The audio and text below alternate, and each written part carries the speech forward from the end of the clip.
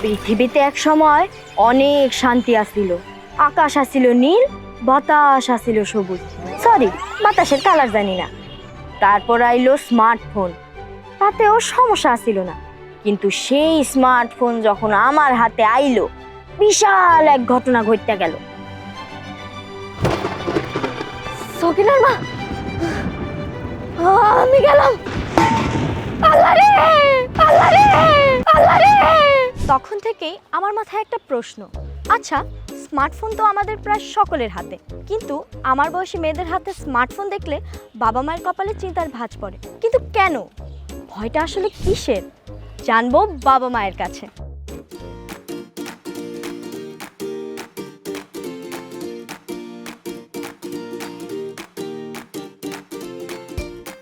ভয়টা আসলে ওইটাই যে ও খারাপ কিছু দেখছে কিনা, গেমস আসক্ত হচ্ছে কিনা। ওরা নষ্ট হয়ে যাচ্ছে, তো ওদের পড়াশোনা একেবারেই ক্ষতিগ্রস্ত হচ্ছে। ফ্রি ফায়ার খেলে, পাবজি খেলে, আরো কত গেমে আসক্ত হয়ে পড়ে না, এই গেমগুলোর আমরা নামও জানি না। কে ফ্রেন্ড হচ্ছে, কার সঙ্গে মিশতেছে, কার সঙ্গে কথা বলছে, কারো প্রলোভনের শিকার হচ্ছে কিনা।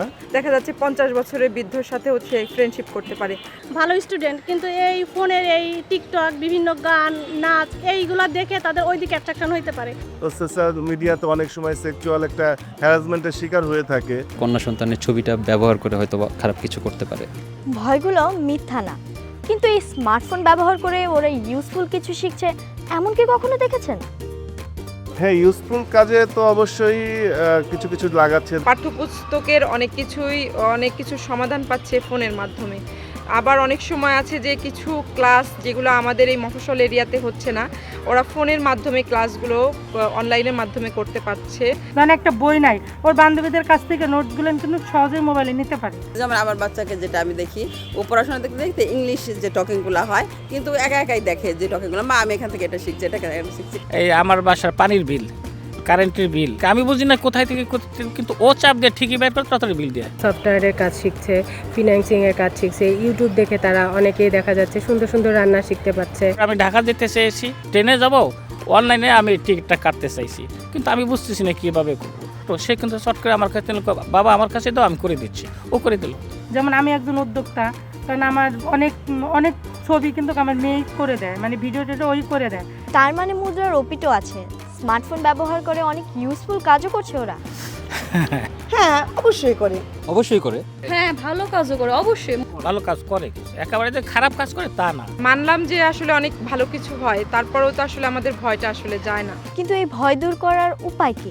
তাদের হাতে স্মার্টফোন না দেওয়া নাকি অন্য কিছু? ফোন কিভাবে বলবো, আর কি বলবো। ফোনটা তার হাত থেকে নিয়ে নেওয়া মানে আমাদের যে বর্তমান জেনারেশন যদি টেকনোলজির বাইরে থাকি, তাহলে আমাদের নেক্সট টাইমে আমরা আরও পিছিয়ে থাকবো। একাডেমিক অনেক পারপোজে যেহেতু দরকার, প্রয়োজনীয় দরকার, সেই ক্ষেত্রে আমাদের আসলে স্মার্টফোন না দিয়েও উপায় নেই, দিতেই হবে। ও কি ইউজ করছে, কতটুকু ইউজ করতেছে, কার সাথে চ্যাটিং করতেছে, কার সাথে ও কিভাবে এটা মানে কতটুকু সময় দিচ্ছে, আমাদের সব দিক খেয়াল রাখতে হবে। নির্দিষ্ট একটা টাইম যদি করে দেই যে এই সময়টুকু তুমি মোবাইল ইউজ করো, তোমার স্বাধীনতা আছে, তবে এই জিনিসগুলো, এই খারাপ জিনিসগুলো তুমি দেখো না, শিক্ষণীয় বিষয়গুলো তুমি দেখো। এটা শিক্ষার অন্তর্ভুক্ত করা উচিত যে আপনি মোবাইলটা যখন হাতে নেবেন, মোবাইলের ভালো দিক এটা, খারাপ দিক এটা, ভালো দিক তোমাকে এই জিনিস দিবে, খারাপ দিক তোমাকে এই জিনিস দিবে। বাচ্চাদের সাথে আমাদের কমিউনিকেশন আরও বাড়াতে হবে, আমাদের সাথে আরও বন্ধুপূর্ণ একটা সম্পর্ক স্থাপন করতে হবে। তারা যদি অনলাইন কেন্দ্রিক কোনো রকম সমস্যা বা কোনো রকম ঝামেলার সম্মুখীন হয়, তারা যেন আমাদের কাছে এসে ওপেনলি সেই কথাগুলো আমাদের সাথে শেয়ার করতে পারে, সেই বিশ্বাসের জায়গাটা ওদের আমাদের জন্য তো তৈরি করতে হবে। তার মানে স্মার্টফোন বা ইন্টারনেট শত্রু নয়, যদি পাশে থাকে বাবা মার বিশ্বাস এবং সঠিক গাইডলাইন।